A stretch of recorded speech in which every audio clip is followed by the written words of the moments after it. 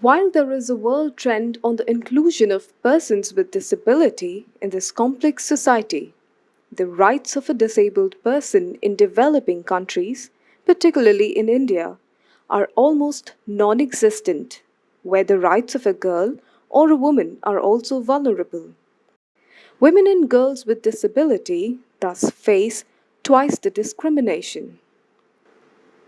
Shanta Memorial Rehabilitation Center, a credible disabled persons organization, DPO, based in Orissa, India, along with Development Research Institute, presents e-courses to increase knowledge on gender issues focusing on gender-based violence against women with disabilities, living independently and inclusion in the society from a human rights perspective. This web based course is titled Insidious Violence and Women with Disabilities. This academic endeavor was designed keeping in mind the COVID 19 restrictions and the shift of focus from classroom lectures to a virtual learning environment.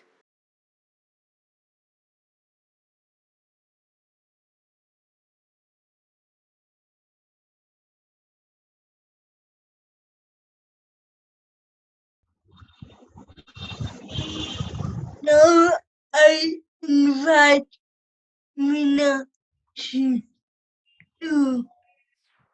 speak. Mina, she is a disability rights activist and yet made many related campaigns.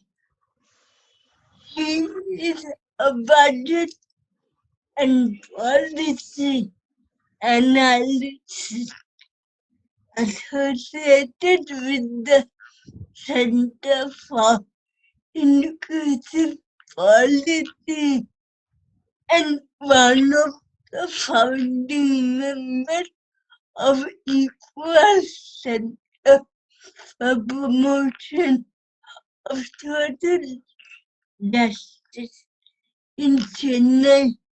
So welcome, Meenakshi.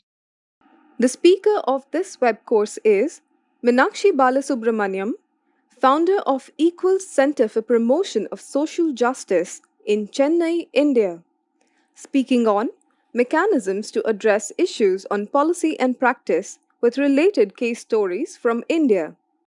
Thanks, Jija.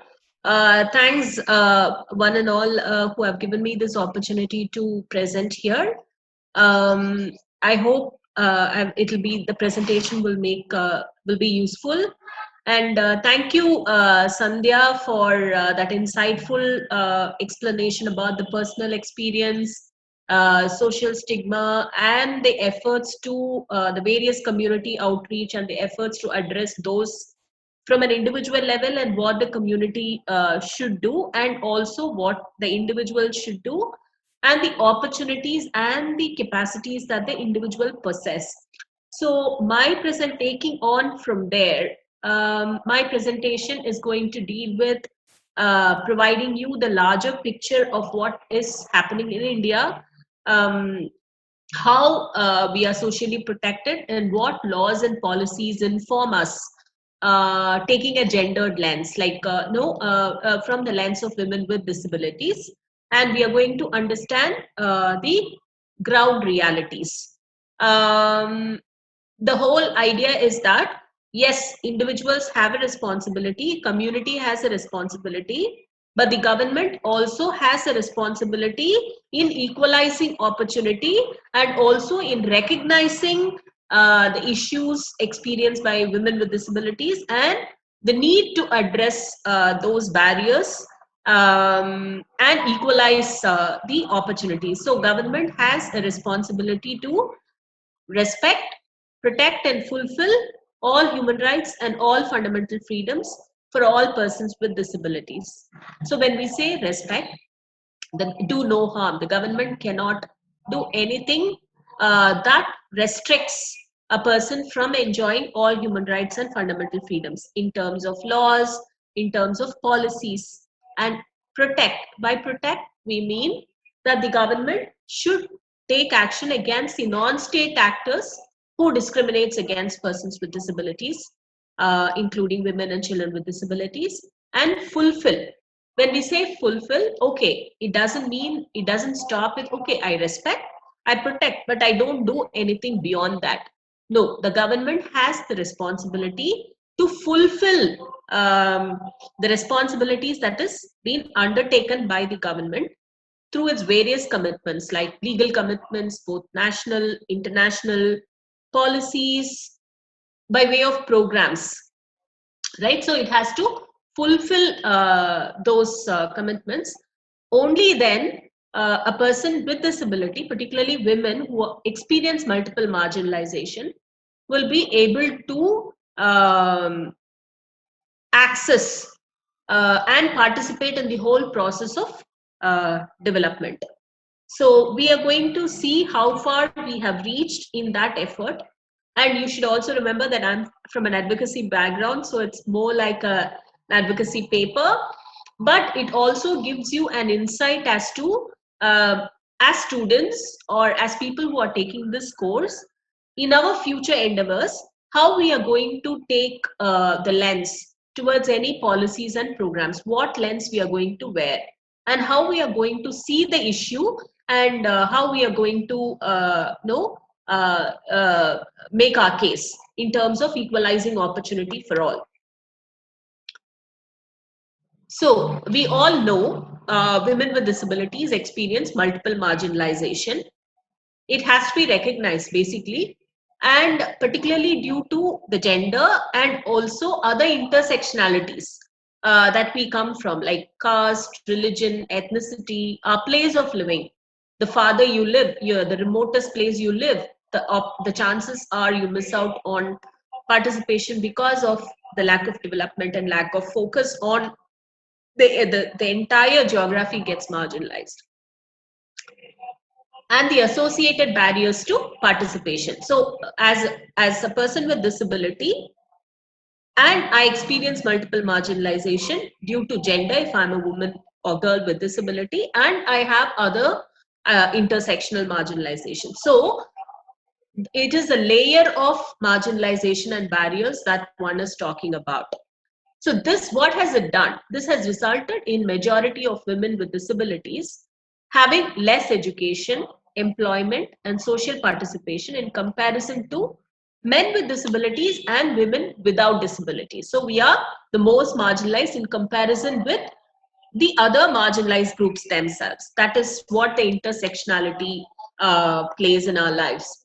So what does Census 2011 says? It reiterates. I'm not saying that Census 2011 is a great document in terms of getting data on persons with disabilities, but it does give some view or overview on the extent of marginalization as persons with disabilities, particularly women and girls with disabilities, experience.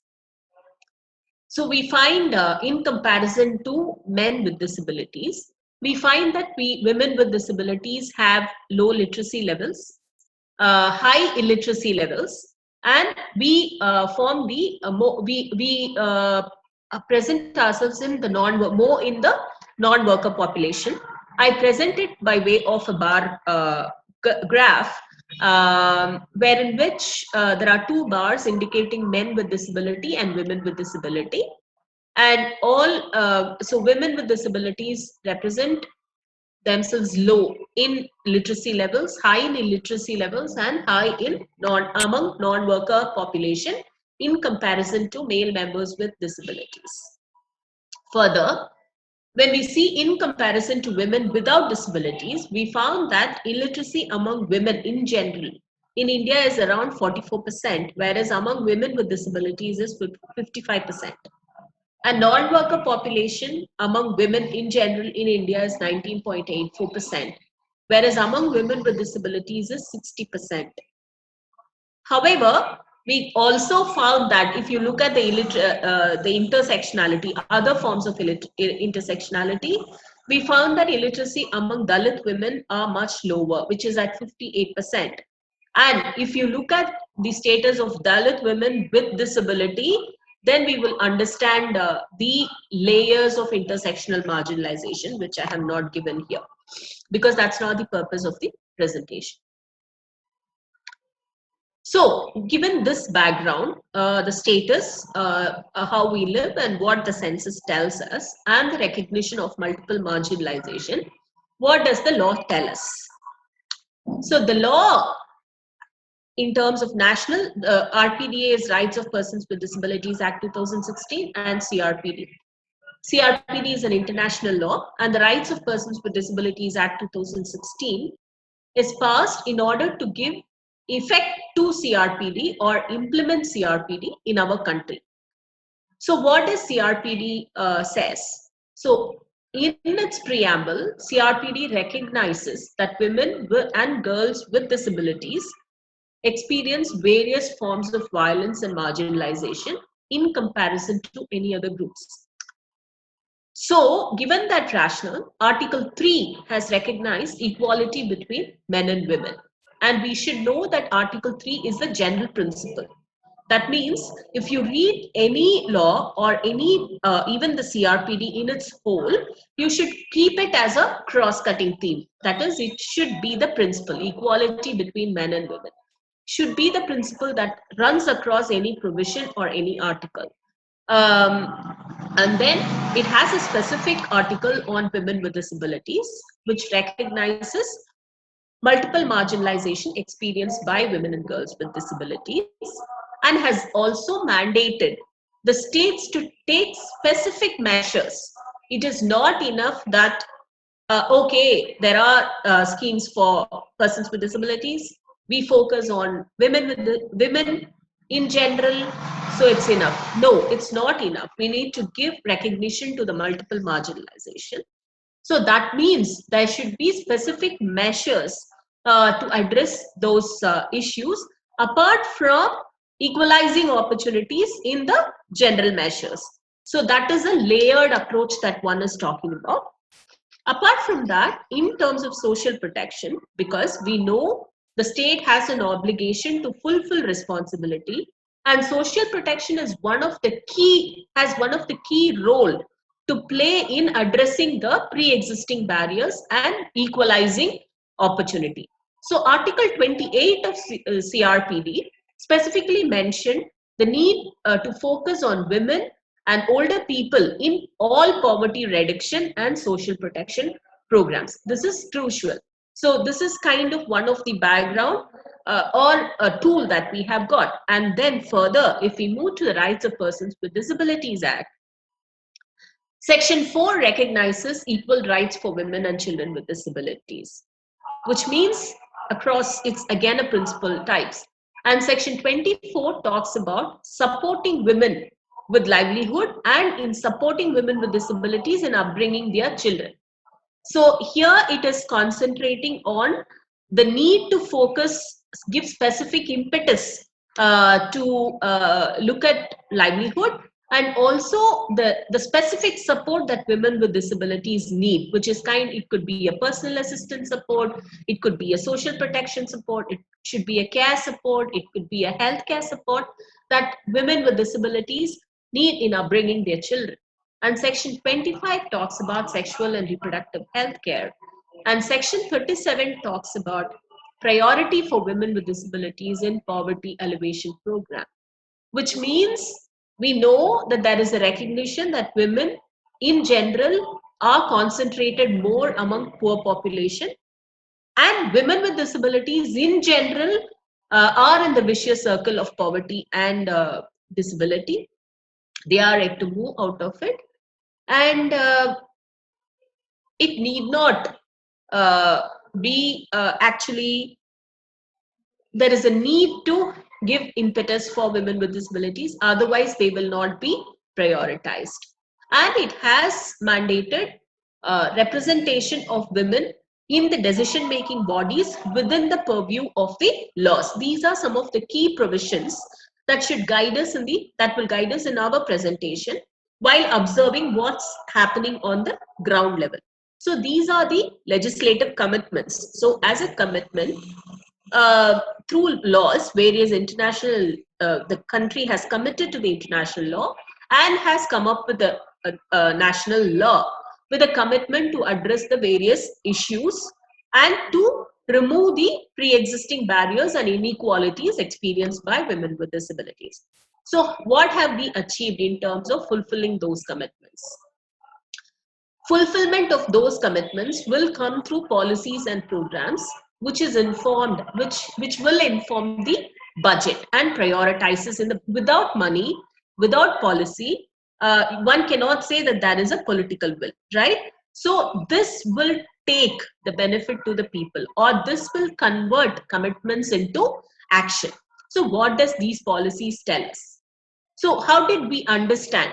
So our understanding from out of our work in analyzing budget and various policies, what did we understand outright? I'm putting up there. It is that there are no specific social protection measures, policy measures in India. So a law is yet to get translated into practice.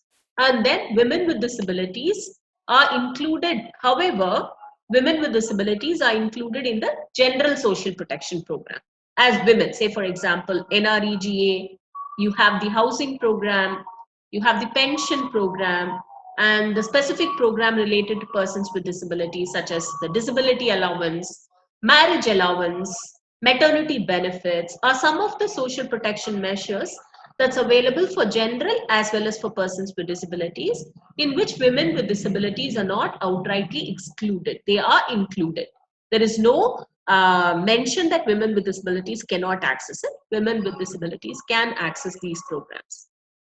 However, among those programs, what we found was there is a lack of consideration for the multiple marginalization experienced by women with disabilities, which impacts the effectiveness of the program for women with disabilities, and it will also in turn impact or the outcome towards women with disabilities.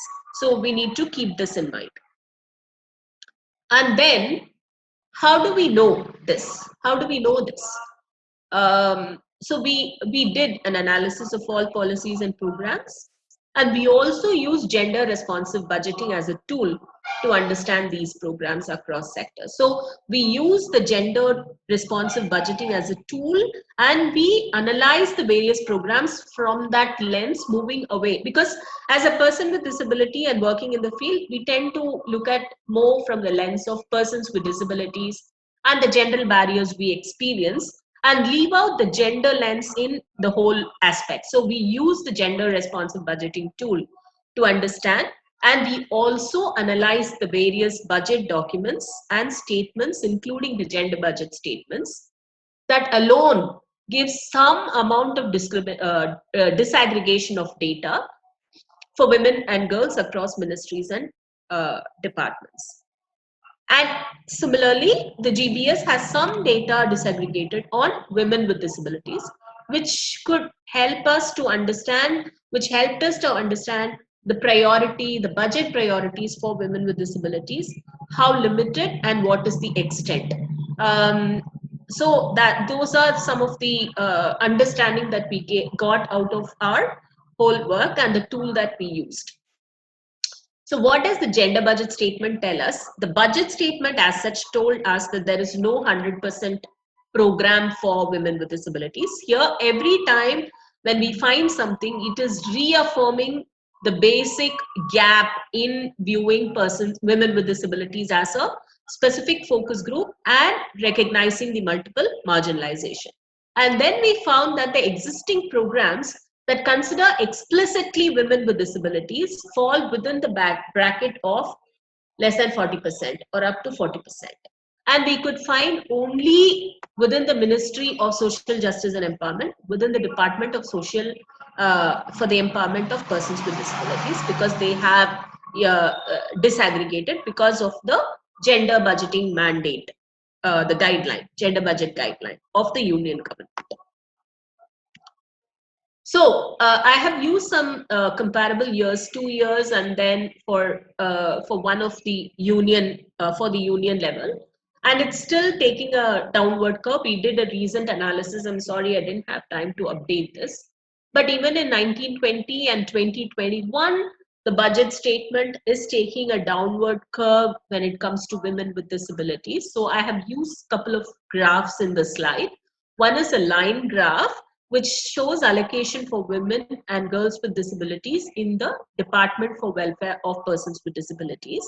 And the line is taking a downward curve, downward dip in comparison from the year 2017 to 2018-19 by about 28 crores. But if you compare the overall allocation, so I have used two pie charts to compare the allocation to women with disabilities as a percentage to the total allocation of the department, that is the Department for Welfare of Persons with Disabilities. We found that the allocation to women is around 39%. So it just confirms that none of the programs exceeds 40%, because that's what the gender budget statement told us. And also for the year 2018-19, from 39%, it has dipped to 28% in comparison. So they are allocating, or they are not prioritizing, they are not taking proactive measures to even fulfill the commitment of at least 40% allocation for programs, of the programs to women with disabilities. This is what it tells us. Similarly, if you look at one of the states, I have taken one state as an example, the GBS of Tamil Nadu. Between 2018 and 19, they started gender budget statement only in 2018-19. So we could see an increment by a very minimum increment of around 9 crores. But if you look at the overall allocation, it takes only 43% and 42%. It is also in the decreasing curve towards programs related to from the programs in terms of allocation to women with disabilities. So if you compare it to the overall allocation, it is taking a downward curve, or the percentage dips from 43% to 42%. So is gender budget statement a true and fair view of allocation related to women with disabilities? If you ask that question, we don't know, because the allocation, the disaggregation of data could be observed only in the Department of Women with Department for the Empowerment of Persons with Disabilities. However, we know that the general programs, poverty elevation programs, also include women with disabilities, but the GBS doesn't disaggregate. The program as such, the design, the administrative data doesn't disaggregate. So we do not know. In Tamil Nadu, the gender budget statement covers the social welfare pension, scholarship, marriage allowance, and the SIDDA. We know that education for all include girl children with disabilities. The skill development program include women with disabilities.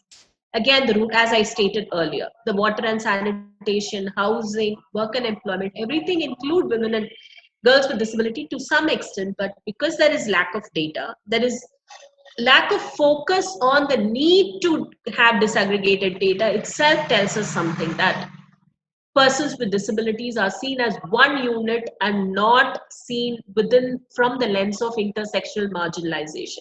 That means within that one group, you are not prioritizing the most marginalized or those experiencing multiple marginalization. This is another finding. And also the GBS is not enough to understand participation and creating adequate understanding about the issues of women with disabilities. So I will take you through the case studies. We have taken few programs as case studies. One is the work and employment. NREGA, we all know MGNREGS. It's a law and also a program.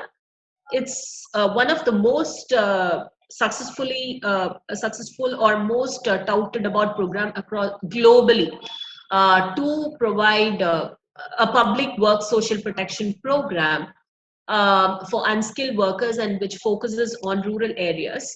We know that there are few accommodations in general for persons with disabilities in terms of hours of work, nature of work, rest. Sometimes some states are also considering persons with disabilities as one unit instead of a family unit. I'm going with the understanding that you all have some idea about the program itself. So I'm not here explaining the program because there is also no time.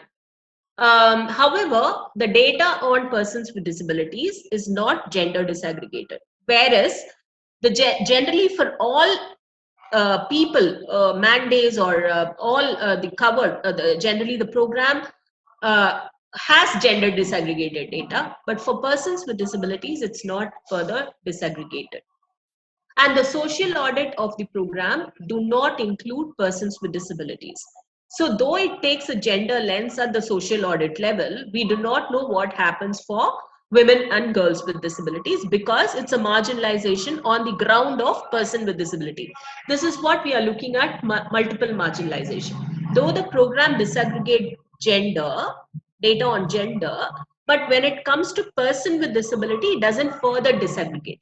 That means we will not know the status of women with disabilities and the effectiveness of the program. So it's a kind of a disability specific issue that women are facing. So it's kind of one layer, right?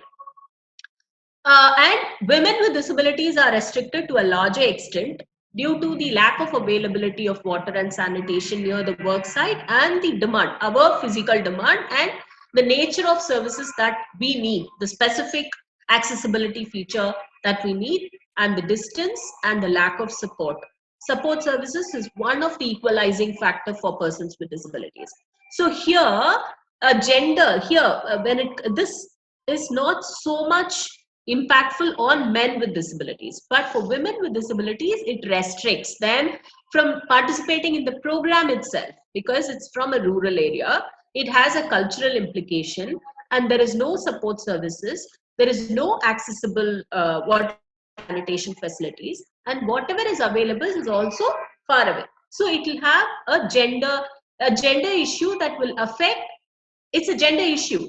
It impacts any woman, but it affects women with disabilities further, and also among person with disability, it is going to affect women with disability further. Do you get the layers of marginalization? How the gender and disability impact women with disability and move them further away in taking the benefit of this public work program.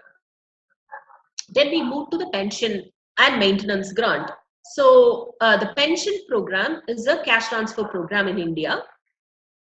However, they are restrictive in its design because it doesn't allow participation in work, because incapacity to work and employment is one of the primary criteria for accessing this program, which is not in lines with the International Labor Organization's 202 guideline on ensuring adequate standard of living. Then another example here I'm taking is also the maintenance grant, which is a specific grant that is available for persons requiring high support needs or experiencing high restriction in participation, which is initiated in Tamil Nadu. It is again specific to Tamil Nadu. Again, in this case also, incapacity to work is one of the criteria. So this is a disability specific issue. So the issue is to have the certificate. We need to have a certificate stating that we cannot be rehabilitated under any of the programs. So it stops the development at a point. So people tend to choose between work and employment or just having this money. This is important. Social protection is important, but it is also the value is low and it is restrictive. So what should the social protection do? It should be a motivating factor for people to search for employment. So I have this, I am secured, and I can move for employment. So this is a general social protection issue in India. We need to understand. It is not universal, it is poverty targeted, and it is discriminatory in terms of incapacity to work when it comes to persons with disability. So it's a general, larger social protection issue in India. And the pension, which is a flagship program, also state that they cannot engage in any gainful employment. So it takes there is a lack of life cycle approach and lack of design support to include the additional cost of women and girls with disabilities, taking into account and have not considered the intersectional marginalization and vulnerability. So it's a larger social protection issue at one level. Then when it comes to persons with disabilities, what happens is that it has not taken the intersectional approach. It is one size fits all. So women with disabilities have different needs of support at different forms in their lives. Say, for example, during pregnancy, your support need will be different. And basically, when you have to take on, or when the family has to support a woman with disability, then they need some compensation, right? Otherwise they don't. So if the cost is very less, they don't even find the need to support this girl or woman with disability and take them to the next level. So the progress of taking on employment and having this pension, the families will resort to only keeping this person at the same level. So it's a general social protection issue, but it impacts men with disabilities differently and women with disabilities also, because there is a lack of consideration for the intersectional need, marginalization, and the gender specific needs in terms of support services. Then sometimes the implementation bottlenecks also adversely affect women with disabilities in comparison to men with disabilities. For example, women with learning disabilities or intellectual impairment, and those women who require high support needs or who face extensive restriction in participation because of the nature of impairment, we found that they are least accessing any of the social protection benefits. Why? Because of lack of services or implementation as close to the community as possible. Families do not want to spend more in supporting women with disabilities, because to access disability certificate, you need to have additional costs. The families incur additional costs for transport because of disability additional costs for transport, loss of income for the family, need for a support service, and so on and so forth. So families, for the limited social protection compensation, do not even want to engage in this whole process of getting disability certificate, accessing social protection program, making multiple visits. So the families choose between loss of income and accessing benefit when it comes to women with disabilities. So this does not seem to impact men with similar condition. This is again a gender impact on person with disability, a layer. So you are not even moving to the next level, which allows you to participate in the community. This we gathered from the interview where women with disabilities are not accessing disability certificate, because disability certificate is one of the key document for accessing any social protection benefit. And also some of them expressed that the assessment process for issuing disability certificate is not gender sensitive. You don't have practitioners who are women mostly at all times, and it's also not culturally sensitive. So women do not actually engage in this whole process, particularly those experiencing high restriction in participation, like high support needs. It is kind of shared in the interview, but we didn't do a specific research on this.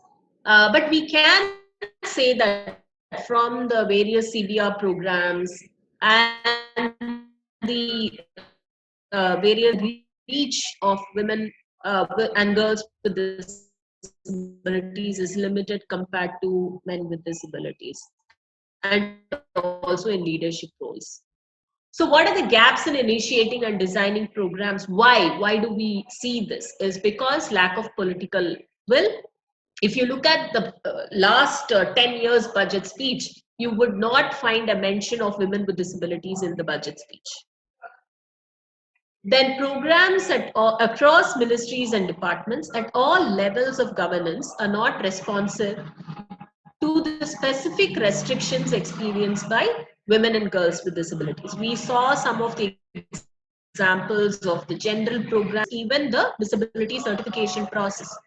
Then the lack of participation of women and girls with disabilities in the decision making forums, both at the government level and at the civil society level. So you don't. How many federations which are formed by CBR, community-based rehabilitation work, the SHGs, have women with disabilities in the leadership position. If you have to be in the leadership position, they tend to form a separate group for women with disabilities instead of making women with disability in the leaders, selecting women with disabilities as leader.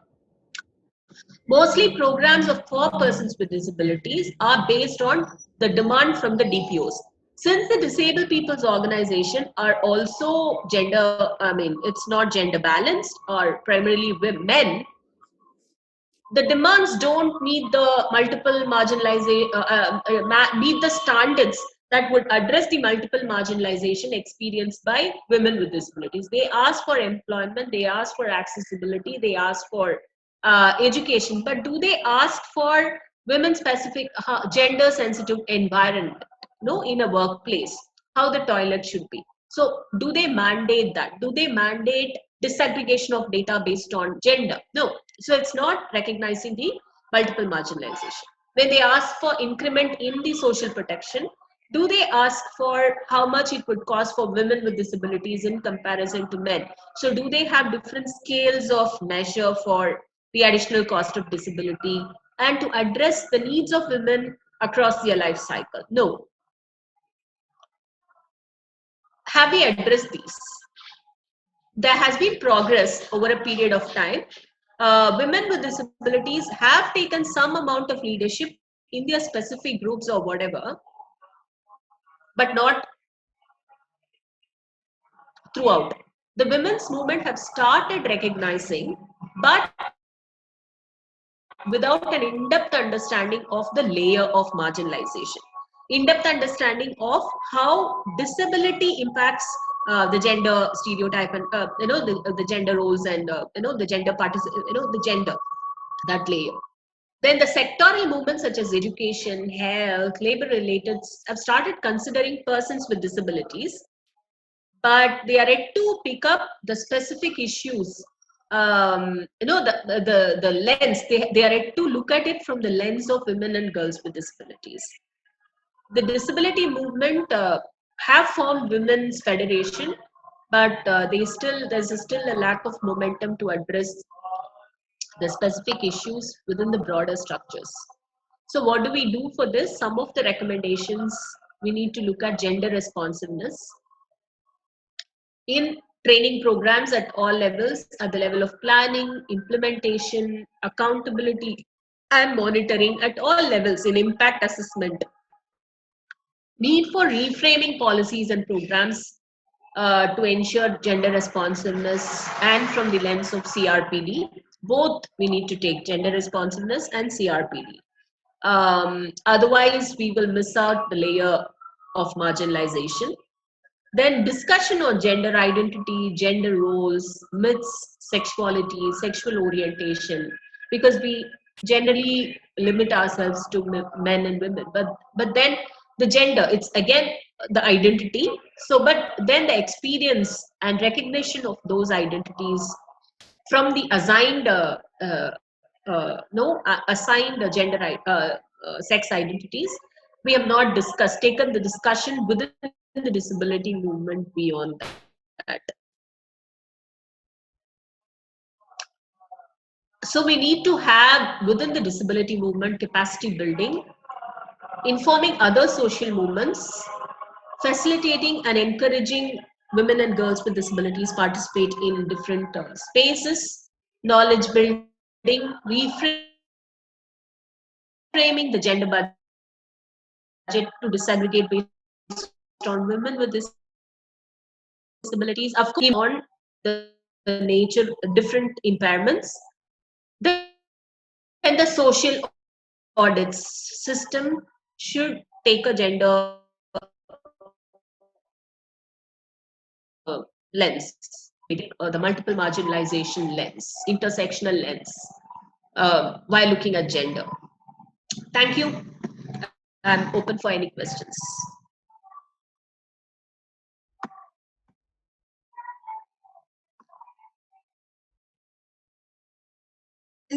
Thank you, Meena.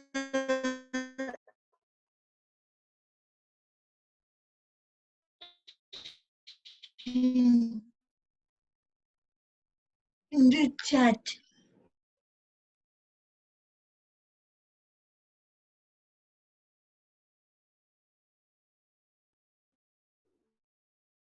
Disability Commission or Women's Commission, Dressel office at the district level and all that is generally not functional. So it's a general women's issue. And also it's not accessible. Many times it is completely inaccessible for women with disabilities to process or take forward.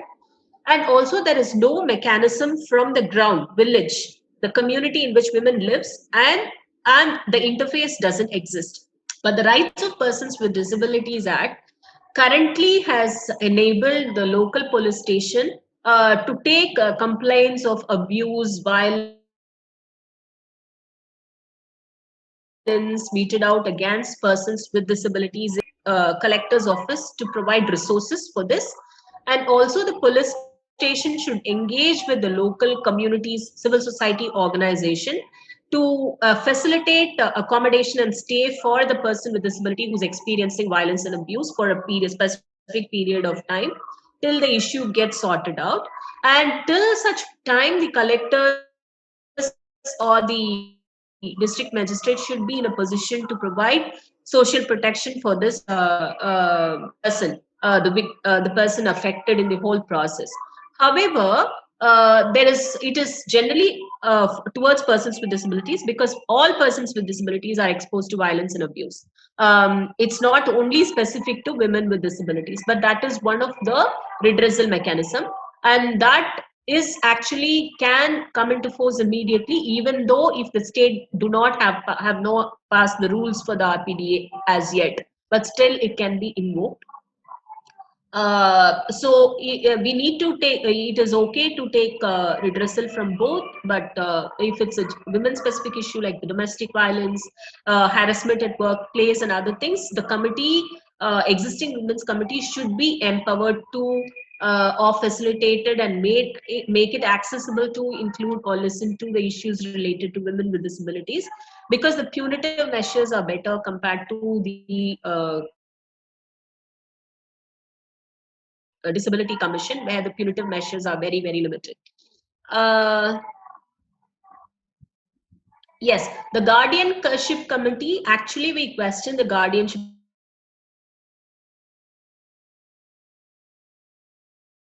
committee. This is through the National Trust Act, because persons for persons with disabilities to take in particularly those experiencing high support needs to take care of themselves or their property or both. But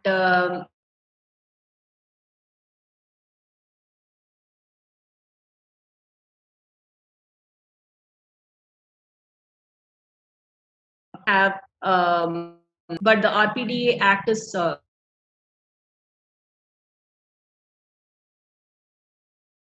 quite good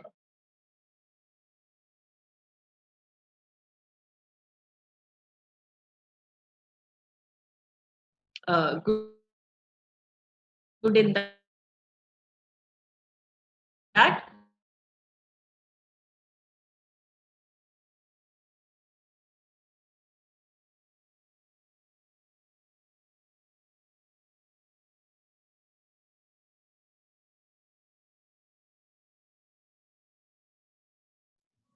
There's another comment.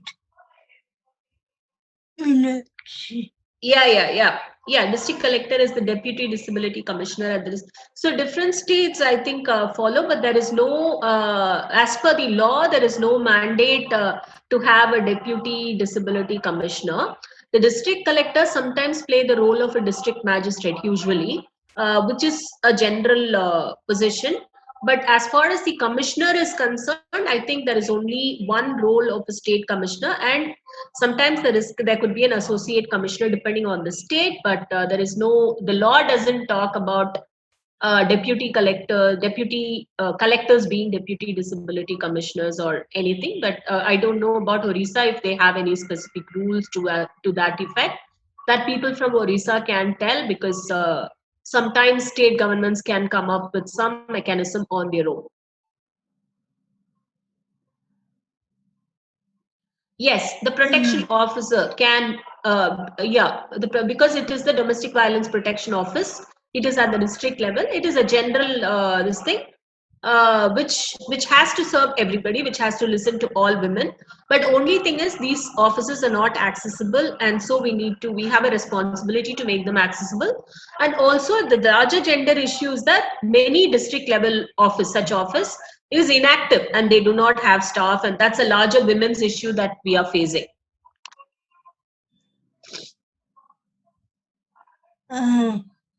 Is there Can I add any? something, Jija? Yeah. Just a couple of things, both from Sandhya's talk and from Meenakshi's, what has been highlighted. Especially where Sandhya was concerned, she talked about the patriarchal control where women are concerned. And I think what came out very clearly and usually is not considered is that patriarchy does not mean only men or fathers, as it was in the earlier years. Patriarchy now includes even women because it is who has control over you, how can they control you?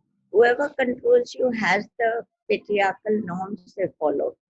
It could also be the state. So the recent what we have been talking about patriarchy is seen from a very broad perspective. The second thing that I think when the question of POs came up, that the sexual harassment law is very rarely used. That is something that needs to be used much more um, in the field.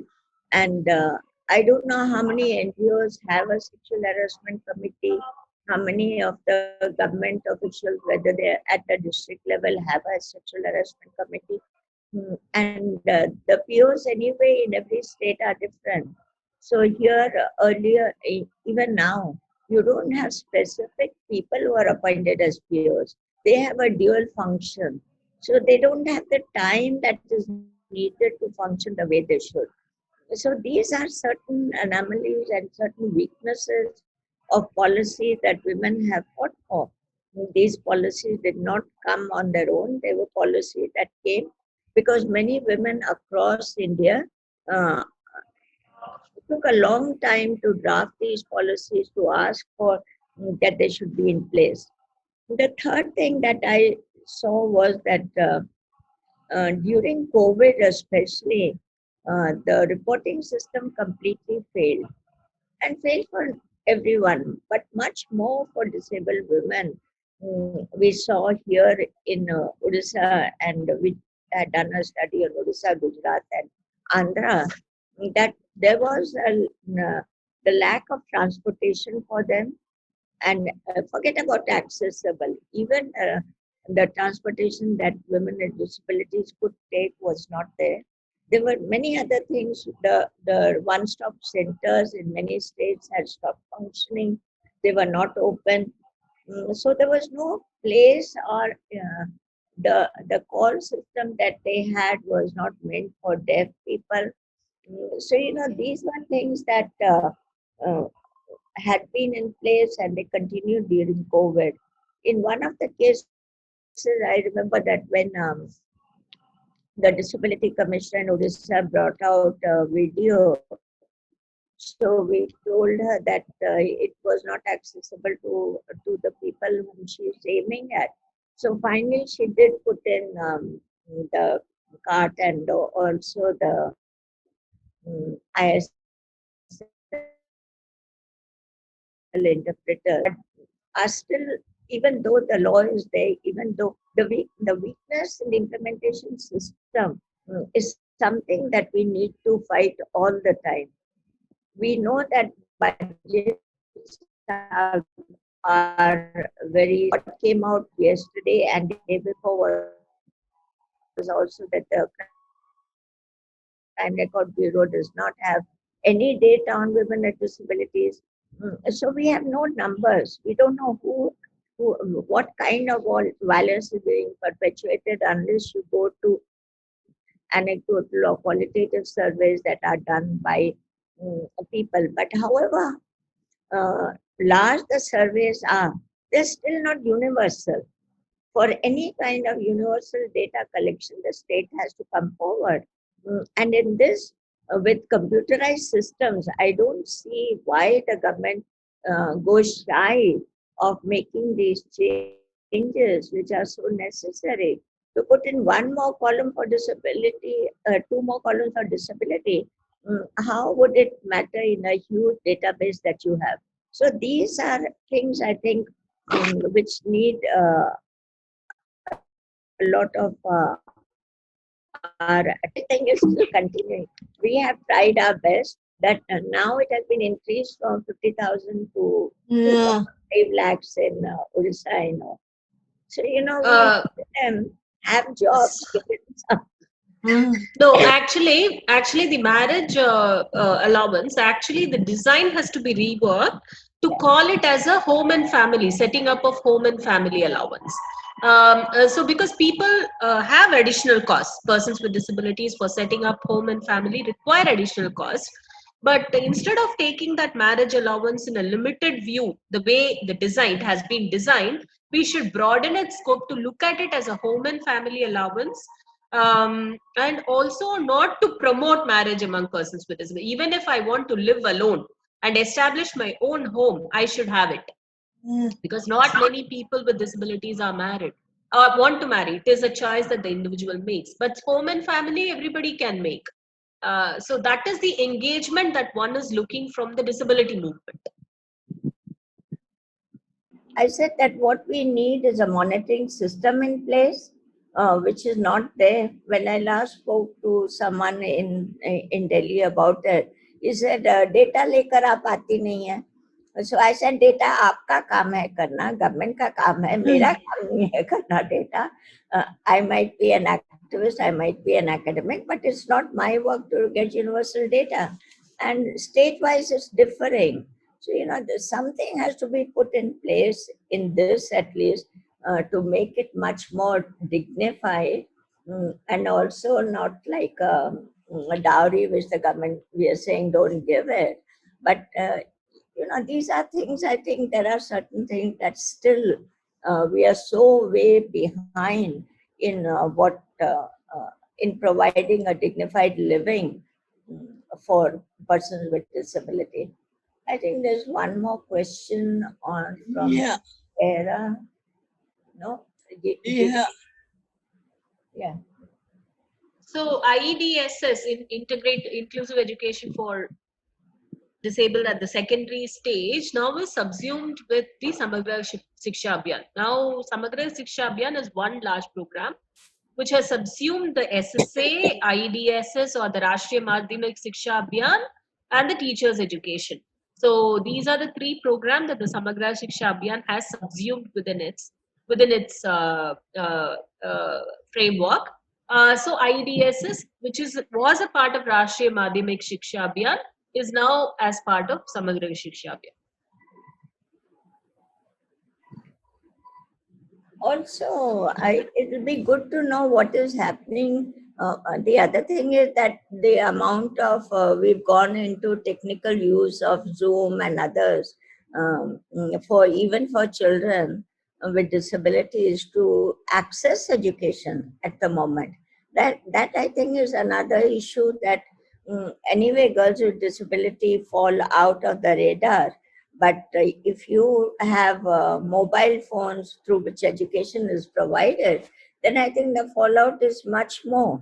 But I don't know if anything, any even data is being collected or anything is being done to make it accessible, at least in some formats. So these are also, I think what we need is out of COVID, what the issues that have come up, that we need to classify those and take them up with the government as a whole, that these are the things that we are facing problem, and these are the issues that which should be taken up on a priority basis.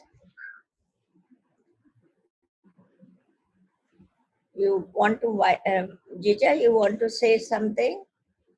Or will So I think this was a very important open discussion about gender budgeting, and if we want to improve the condition of women with disabilities, we really need to focus on gender budgeting.